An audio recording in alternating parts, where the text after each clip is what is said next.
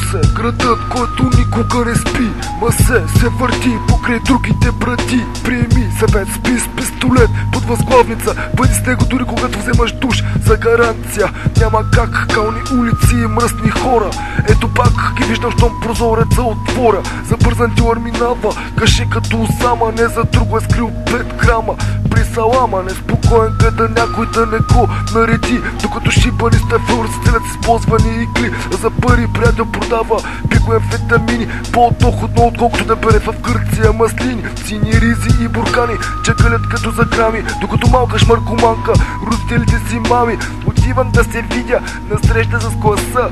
Надали отива да си отпуши носа. След часа гелеши облечени Саверекс и рока. Иска да пунят ноздри, търсят си кока. За 60 да получават масилката от бока. Не за друга, защото от малки са се запознали с порока.